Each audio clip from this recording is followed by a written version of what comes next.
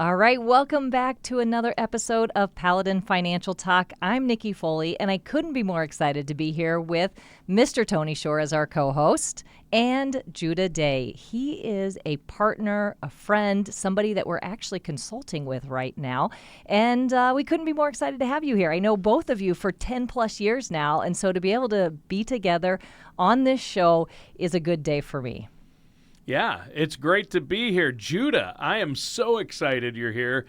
Nikki and I see each other all the time, but Judah, I haven't seen you in a while, and it's always fun. I can't wait to hear what you have for us today. How have you been?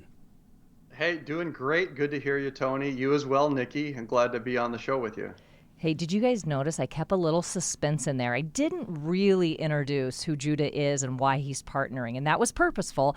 We're going to talk a little bit about it at the end. So I'm keeping it under wraps, although if you're listening to the show, there's going to be some context clues here on what Judah is partnering with us on. So let me tell you, though, a little bit about Judah and our relationship. He has a long history in the financial services industry, and therefore that's where we know him and why we have spent time together.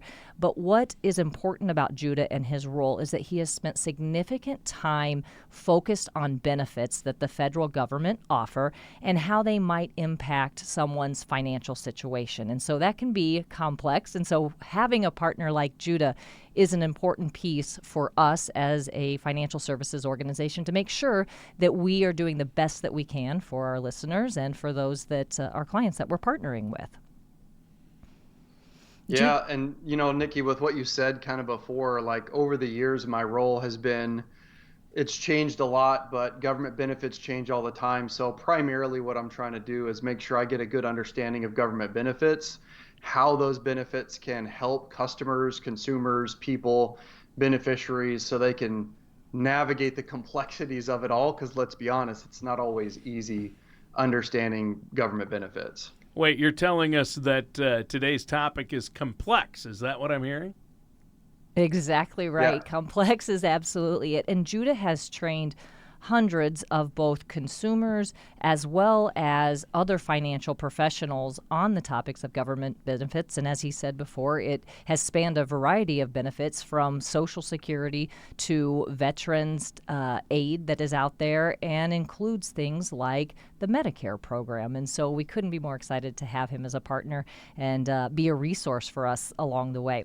So with Judah here and his help, today we are going to talk about Medicare and all of its parts and some of the additional tools and products and strategies that are available that surround this benefit. So I'm excited about this topic, and let's dig in here, guys. Well, as I understand it, Medicare, obviously it's health insurance. My parents are both on Medicare, and it's for people 65 or older. I guess it also covers under 65 too in some cases. Is that right, Judah? Yeah, that's right. So some people, it depends on the situation. If they're disabled, right, they've qualified for Social Security disability, they can get Medicare. Maybe they have end-stage renal disease, kidney failure, ALS. So there's a few situations where people under age 65 can get on Medicare, but usually it's not due to good circumstances. It's because of challenges or other, issues that they're having in their life or challenges that they need help overcoming. Exactly. And so our focus today really is on that population that is 65 and older, not necessarily on the disability side of things. But I got to step back into my role of HR and some of the history that I've had with medical benefits. I have to ask both of you, have either of you found in your lifetime that choosing your medical benefits can be somewhat complex or confusing along the way, and the more plans and the more things you have going on in your life adds to that complexity? Either of you on that one?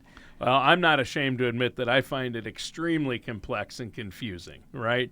And my wife is still asking, Sarah and I sit down and we're like, okay, what's the difference between the deductible and the out-of-pocket? And you get all these numbers, and we're trying to understand which choice is going to be the best for our situation. It's tough, isn't it, Judah?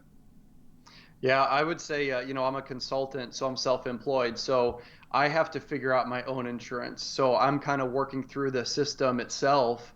I'm in the industry. I've been in this industry for 24 years. Sure. and still have a hard time occasionally, like figuring through all the deductibles, networks, copays, and all of that. So it is a challenge. I'm with you. I've been in this. I have done this. I understand the lingo, and I still pull out my spreadsheet and I nerd out in it to make sure that I have it all figured out when, in fact, there's so many variables that you don't have figured out. But I think what's important out of this is we find it difficult choosing the medical side of things.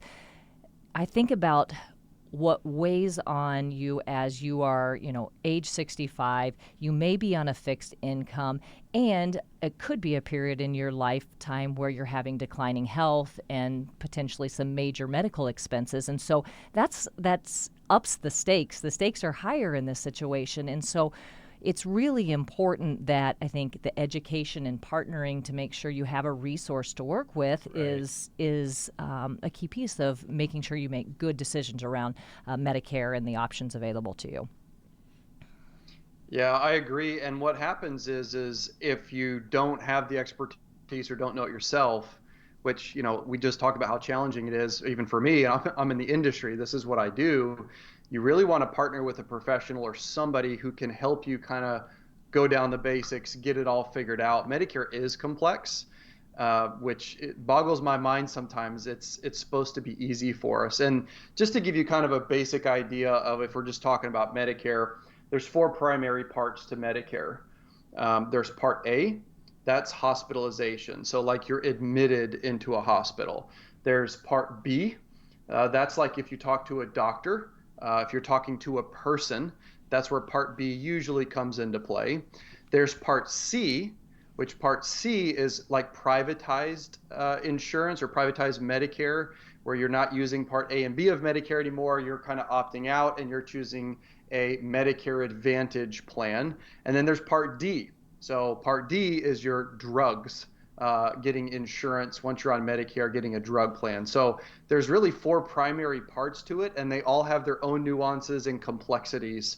So A, B, C, and D are the 4 primary parts of Medicare, all with their own benefits and ways of working through the system. Wow. And I've heard even there's Part F and there's others, but they don't cover the whole alphabet. They skip letters. But it reminds me of when I was a kid, used to go to my grandma's house and she'd serve us the Campbell's alphabet soup. And we'd try to make the letters in our soup spell things. That's alphabet soup, if I've ever heard of it. I hope that we're not going through all of these in details, or we might be here past our 30 minutes. Judah. We have less than 30 minutes. Well, that's perfect, Tony. Alphabet soup, very applicable here. And Judah, thank you for going through those in a high level. So Part A being the hospital, Part B being the doctor and outpatient services, and Part C, I think there's probably a lot of depth that we can go into that in that area, and we'll try to keep it as simple as possible for our listeners. And then Part D being the prescriptions, and then I think lumping all the other letters together might be a good way to say that, because they really focus on Medigap coverage, and we'll go through that. So let's take Part A and keep it simple here, but that is your hospital insurance, as Judah described earlier, and that's going to cover your inpatient care at a hospital, but it's also going to cover critical access hospitals or skilled nursing. What that isn't, and I think this is an important piece as people go through this, it is not your long-term coverage that some people may think when they hear skilled nursing. That is for a specific period of time, more of like a recovery type situation. However, it does get into the hospice side of things and maybe some home health care as well. So hospital is the key word there. Right. One of the things, Judah, I have heard, and I think we'll go through this here in a bit, is oftentimes Part A needs to be supplemented in some way. And we'll talk through Part B and how that plays a role with Part A, but there is potentially a need for some supplement that goes along with Part A because it doesn't cover everything. My understanding, though, is that it's free for most people because they have spent a lifetime working and therefore paying taxes as it relates to Medicare, so your Medicare taxes. And so if you have worked 40 consecutive quarters or 10 years, then you will receive Part A for free. So a nice government benefit there. From an enrollment perspective, and Judah, correct me if I am inaccurate on anything that I'm saying here, but from an enrollment perspective, if you're already signed up for Social Security, then you automatically get enrolled in Part A. it's in the event that you're not signed up for Social Security that you might have action that you need to take and actually make sure that you get signed up and that's a done deal. Also, if you haven't worked those 40 consecutive quarters, it's also important to know that you're still eligible for it. However, you may have to pay something. And so just knowing how some of this works is key. Another piece of it, once you get past the enrollment piece, is the auto enroll. So once you have it in place, auto enroll on an annual basis. Judah, anything that you think is necessary to go through in addition to kind of the high level of what Part A is? I think you got most of the high level. What I would say is, somebody's automatically enrolled in Part A and B if they get Social Security, but more and more people are seeing, probably through good advice from financial service professionals like yourself, is that maybe they shouldn't enroll in Social Security right away. So that means if they're retired or don't have health insurance, they have to take action to enroll in Medicare, particularly Part B. It's not automatic. So that's kind of a nuance that some people don't think about is if they're not collecting Social Security, you have to do something to enroll in Medicare. And if you don't do something and get signed up, there could be penalties. So there's a little bit of a tricky play when it comes to Medicare and that part of it. Judah, I'll make this quick, but thank you for pointing that out. This morning I was meeting with a client, and she was deciding to take her Social Security benefits, not hers, but she's a widow, and so taking her husband's benefits. But it really is a situation of what comes first here. So once she makes the decision to do that, she has to be aware of how much income she's making, and she also, if she reduces her hours, then her health insurance changes. And so there's a lot of moving parts, and so recognizing that's not just a passing comment that Judah made, it's one that's important as you think logically through how this is going to go. Right. Yes, I'm going to turn 65, but maybe I'm not taking Social Security until full retirement age or later. Triggering this is a key piece. So thank you, Judah, for that. Yeah, that's a big part of it. And it goes both ways too, Nikki, because if you are on Social Security, but you have health insurance for part-time work or things like that, well, maybe you don't want Part B of Medicare, but you do want Part A. So they don't always have to work together. Sometimes they're separate, and B is optional. You don't have to have Part B. So you got to keep dancing the dance, and the more you work with a professional that knows information about this and can help you, the better off you are and the less likely you are going to make mistakes in that enrollment process. Yeah, that's good, Judah. All good information. Go through Part B so our listeners can have a high level of what that is.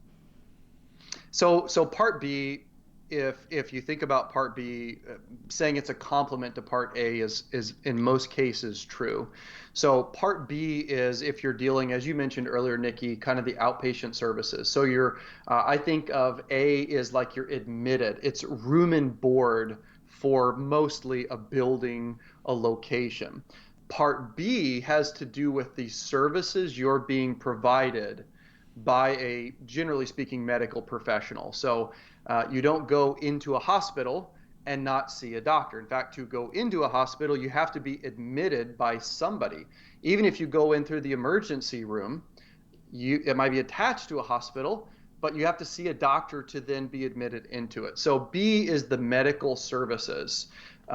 Any time you have outpatient care, that's going to be related to Part B. So things that Part A doesn't cover will also be under Part B of Medicare, generally speaking. So you've got things like preventative services. So if you go for regular exams, you go for labs, tests, screenings, all of those things. Now, there's other optional tests that you might have to go through when you're looking at Part B, or you're just trying to get health care. That would generally fall under Part B. So again, when you're seeing a person, it's Part B. Now, when it comes to costs, because that's what everybody's always interested in, like what's the deductibles? How much does everything cost? So generally speaking, it's $164 a month for most people to have Part B. And that rate changes every year, usually up, not down.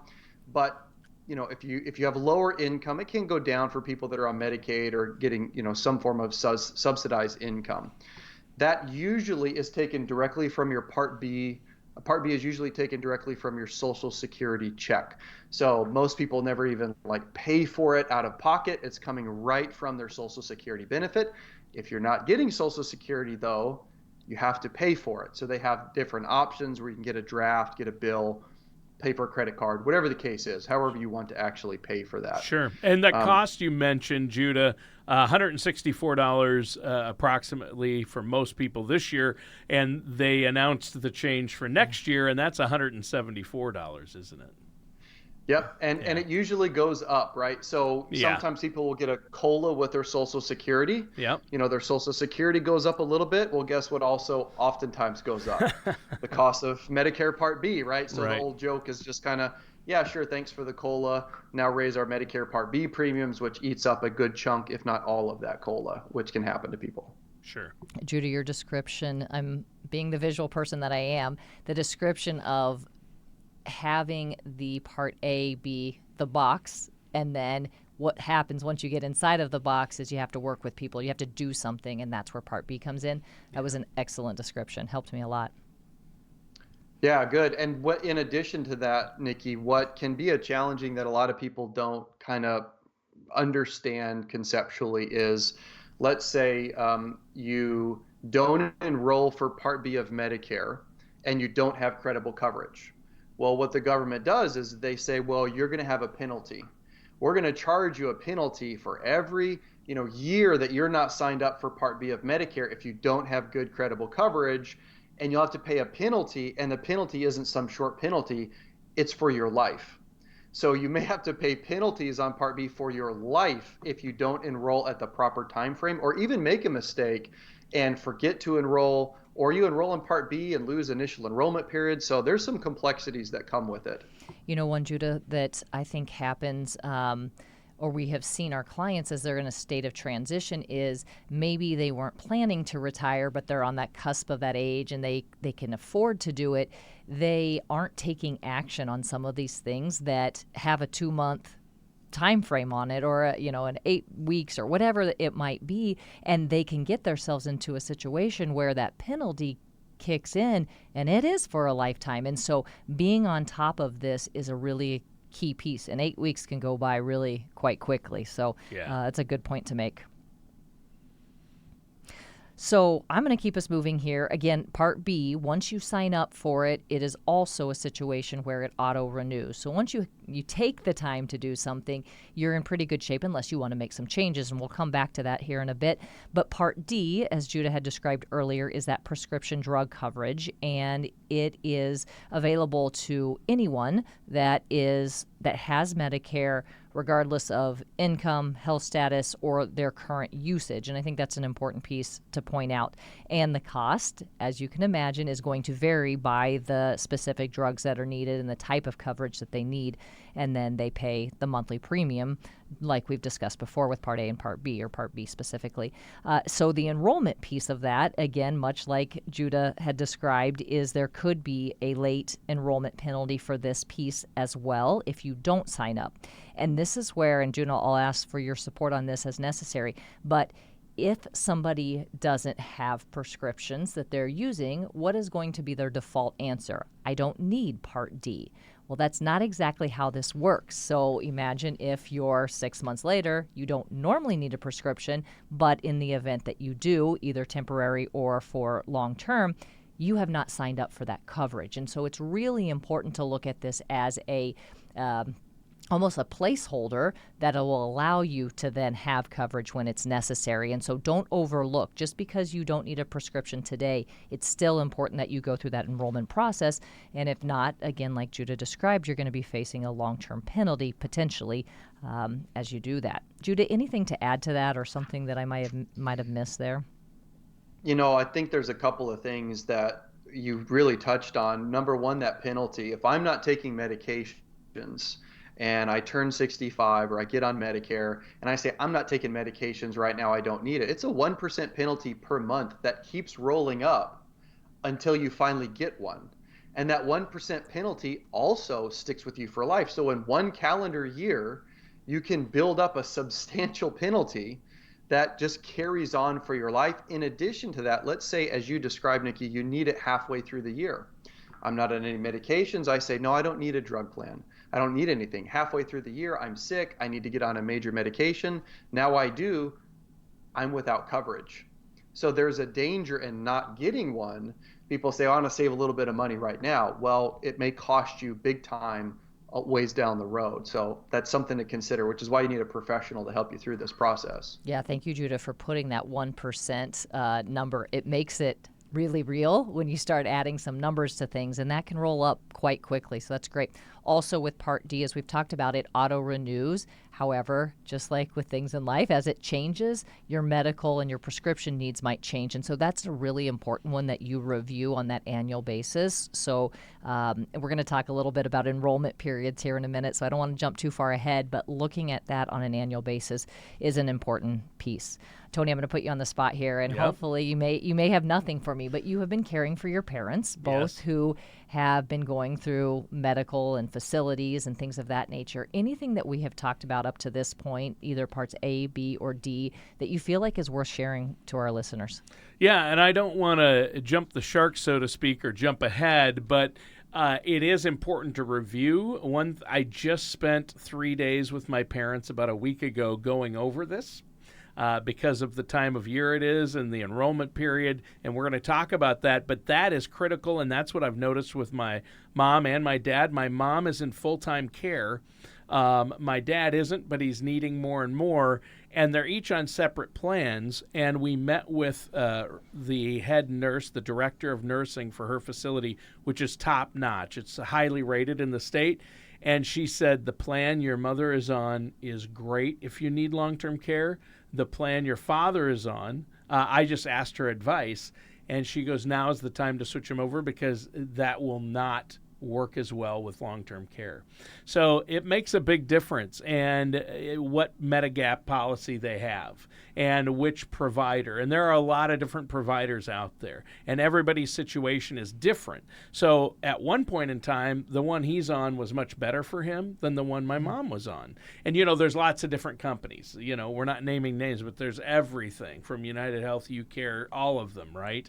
Humana. And so my mom was on one company, my dad was on a different one because at that time he suited him, but now he needs more help and more care, and he would be much better off on a different plan. So we're going through that process. That's so good. As it prompts me to think of a story or a conversation I just had with Jeff's parents. In passing, they mentioned, they've been on the same plan for years. It's just easier to let it keep going. Yep. And you don't stop and think sometimes. I mean, they're capable of looking at their own plans. They're capable of, they're fully functioning. So you don't think about being involved until something happens, like one of them has to be in a facility, unexpected. And just knowing proactively what does it look like? I mean, what a great question that you ask. And you thought, okay, we better look at this. Yeah, and any nursing facility, like if there's a really great assisted living or full-time care facility, memory care facility, in your area with your parents, you can go talk to the head of nursing, the director of nursing, and they're more than happy to talk to you because they want you to come to their facility. Whether you end up using them or not, it doesn't matter. They will sit down and you can say, what insurance have you seen that works the best for your patients that might need, my mom is starting to forget, that might need memory care? And they'll tell you, you definitely want this Advantage plan, or we would recommend these are the ones that are best to work with for our patients. We've had the best luck. So you can ask different people, but ask your financial advisor because a lot of times they have a team member that can help you with Medicare. Yeah. My point in bringing that up was it's so easy to just let a comment like that be part of just a conversation. My dad wanted to he goes, it's worked fine. Why would I change it? Yep. So we had to convince him. That's good. Yeah. So stop, listen, and say, what can I control and when do I need to control this and when's my opportunity? Because there are periods that we have to look at things, and we'll come back to those here. So, Judah, we've summarized A, B, and D. Let's summarize C later, if that's okay, because I feel like there's some really rich information that goes along with C. Can you just summarize for us kind of that Medigap? Tony said it a moment ago, since we're on that. Summarize Medicare subs and what that looks like, and anything you want to share with our listeners there. Sure. So I'll kind of describe two distinctive paths, right? So a Medigap, there are also Medicare supplements. That's referring to the same thing. There's multiple different types of plan names for them, and they change name based on the state. So for example, in Minnesota, you have select plans with riders. In the majority of other states, you have plan F, G, L, M. They get a little more complicated, whereas in some states like Minnesota, you've got the main basic plan, and then you can add what's called riders that will cover different things that will kind of mimic different plan names, like a plan G, who's the most, generally speaking, the most widely Medigap policy that's purchased around the US from my experience. And they cover a lot. They cover excess charges, which means they're charging more than what Medicare says is a fair price at certain doctors. They cover the Part B deductibles that, or doesn't cover the Part B deductible. It covers the Part A deductible and everything else associated with that. Plan Ns are very similar, and there's options in Minnesota that for different select riders you can add. So they're very similar, but you have to pay like co-pays, doctor's visits. Some people don't mind paying those. So again, it depends on the consumer or the beneficiary, which one they want, what they're comfortable with. Plan F pays pretty much 100% of everything. As long as Medicare pays something, the Medigap policy pays whatever's left. So think of a Medicare or a Medigap policy as a supplement to what Medicare pays. So you have to have Part A and B of Medicare, generally speaking, to get a Medigap policy. So Medicare supplements complement Medicare. And that's kind of one distinctive path that they can take. Now, most people can't get Plan Fs anymore. If they're just now aging into Medicare, they kind of phase them out because they realize everybody's just going to go to the doctor if they pay $0 every time, which got expensive for Medicare. So that's a basic overview of, Medicare policies or Medigap policies. Yeah, that's good, Judah. And just for sake of time, there's so much good information out there, but I'm going to keep us going because I think that Part C, being able to compare and contrast what you just went through, is really important. And so now take what you just talked about, the Medigap, and contrast that with what a Medicare Advantage policy is. So a Medicare Advantage means essentially you are no longer using Part A and B of Medicare at your doctor, at the hospital. You're essentially opting out of using Medicare, and you're choosing not to get a Medicare supplement, and you're choosing a different path, which is kind of like a privatization of Medicare. You're choosing to go, instead of with the government's Medicare plan, a personal insurance company, some of the ones that Tony mentioned, for example, where they are now completely responsible for all the out-of-pocket expenses that would be paid to the hospital and doctor. So it's completely different, and you have to choose one path. Either you're choosing original Medicare, that's the A and B, with a Medigap Medicare supplement policy, or you're choosing to opt out of that and go directly to private insurance, not using Medicare. The easiest term that it helps me conceptually understand, a Medicare supplement or a Medicare gap policy is a little more expensive, but it's less restrictive generally. There's not networks like there are with a Medicare Advantage policy, whereas a Medicare Advantage, it's got a little more restrictions. There's a PPO, HMO, there's networks generally speaking, but it doesn't cost as much. So it's kind of pay as you go or pay in advance. It just depends on the individual person and their preferences. And the cost can be low with Medicare Advantage plans, right? Yeah, believe it or not, a lot of Medicare Advantage plans are zero premium. That you literally don't pay a monthly premium for it. And the way they do that, by the way, is Medicare. The government is subsidizing. They're paying the insurance company to take on that risk of insuring you. So you think, well, getting $0, I'm not paying anything. How do I have good insurance? Well, the government's actually paying them. They're kind of wiping their hands and saying, we're out. But national average, it's somewhere between 50 to 300. Just depends on the policy, the type of medications that are included, the network. They're considerably, in my view, more complicated to understand than a Medicare supplement. They are, and that's where a specialist, Medicare specialist, would come in, I would say, right, Nikki? Yeah, absolutely. And I think that back to that medical insurance conversation we had earlier, same thing. This is very similar when you talk about the Medicare Advantage plans. It's built on the same chassis of being private insurance, and so that's where the variables come in. And I think another element that is becoming more popular and actually making the Medicare Advantage plans popular is all the additional rich benefits that go along with them that people care about today. So it's things from like preventative type items, such as they do, I think, a lot more gamification of things than they used to, where you're earning points for being active and things of that nature, but also adding things in like transportation. That's a big piece as people age and they may not have family and friends that can assist them. Those are some additional benefits that you find in a Medicare Advantage plan that you might not in one of those Medigap plans. Judy, anything to add on to that? I think that people like bells and whistles. And what's nice about Medicare Advantage plans is there are so many plan options that maybe you want a gym membership, right? Maybe you want the transportation. There's some Medicare Advantage plans that might offer, something like a card to go shopping with, believe it or not, like grocery shopping. So it's just a wide range of options, which is why you need a professional to help shop through those and narrow down your needs based on what you really want and what's important to you personally. Yeah, I read an article as I was prepping for our conversation today, and it's from AARP, and it was on their website, but they said that an estimated 42% of Medicare recipients are enrolled in a Medicare Advantage plan, and they expect that a majority of beneficiaries may get their medical coverage through one by 2030. So the the growing interest in the Medicare Advantage plans highly because of all these other bells and whistles and things that they need covered or want covered through their medical insurance. And so,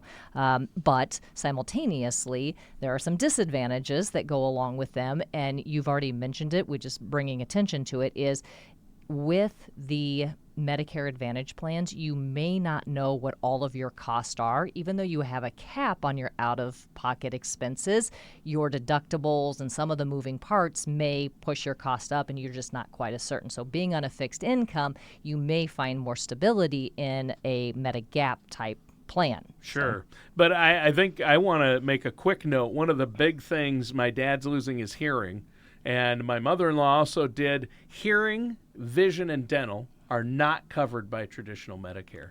And those are the three things that I see seniors needing the most, or a lot.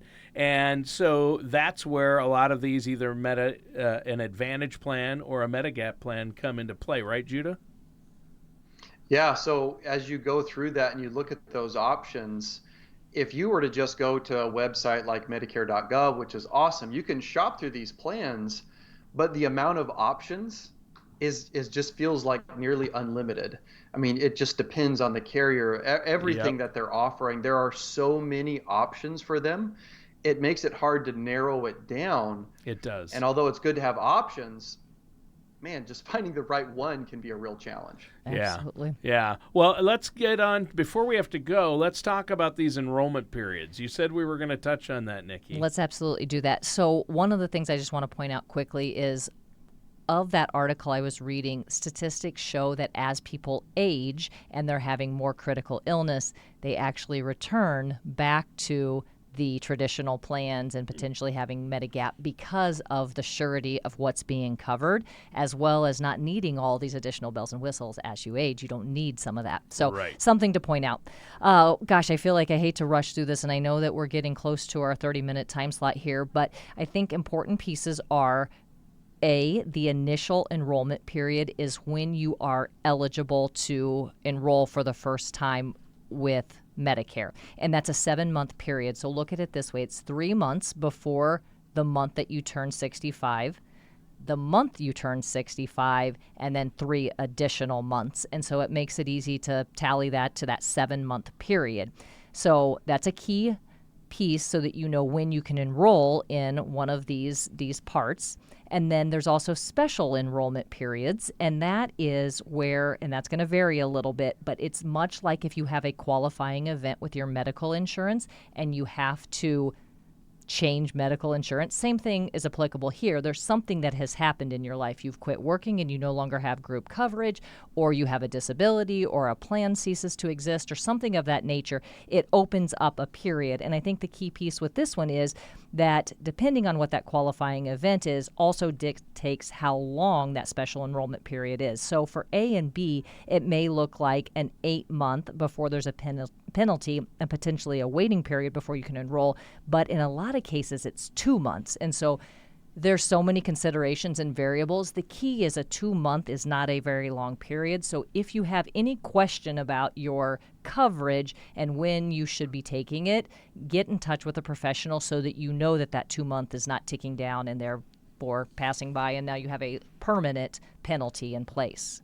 And for open enrollment, well, they call that open enrollment, but the annual election period, if you're already taking Medicare and like my dad wants to switch, what are the dates for that? That's until December 7th, right? Yeah, Judah, go through the difference between this annual enrollment period, which is October 15th through December 7th, and then also that period that runs January 1 through March 31st. Yeah, those are confusing. And again, like, this is why you need a professional, right? You need somebody to help you through this process. Right. Like just remembering it and recalling it. So the annual enrollment period comes every year. It's the October 15th through December 7th. That's the opportunity if you have, for example, a Medigap policy and you want to sign up with a Medicare Advantage policy. That's the time of year, generally speaking, that you would do that. Or what this time is typically used for is to do two things. It's to switch from one Medicare Advantage plan to another. So maybe another one's offering benefits, the one you have changed, you don't like it anymore. You want to shop it around and change. That's typically what it's used for. Or number two is to shop your drug plans. So those Part D plans, these networks, these formularies for drugs that they use, they change, generally speaking, year by year. So you have to keep reevaluating your drug plan. The worst thing you could do is just keep what you have and never look and never compare and contrast. So that's the most important. Now, the January 1st through the March 31st, let's say I have a Medicare Advantage and I get to try it out January 1st. And I say, ooh, I really don't like those benefits, or I don't like the network. I have a one-time opportunity to switch and say, I didn't want that Medicare Advantage. I don't like it. I want to opt out of that. And I want to go back to something else. Well, that's an opportunity for you to make that change because you kind of got a little trial period with that plan and you say, I don't really like it. So that's the main use that I see most people use it for. But you also have an opportunity if you missed Part B, maybe signing up for it, you can sign up for Part B during that enrollment period as well. So, and that's from what, January 1st to March 31st, right? Yeah, you got it. Judah, I feel like we could do a whole show on enrollment periods and the variations that go along with those. But I know we have to wrap up here. So with that in mind, I'm going to make that announcement and why Judah has been partnering with us. Paladin Financial couldn't be more excited to announce that in 2024, we are now going to offer Medicare and the Medicare Supplement and Advantage plan. So glad to have that. Well, guys, I enjoyed having this time with you. Thank you again for joining us. And if you listeners are looking for any support on any of this or financial services at all, 651-842-8406 or visit us at paladinfinancial.com. Thanks, guys. All right, yep, that does it for today's episode of Paladin Financial Talk. Thank you so much to Judah Day and Nikki Foley.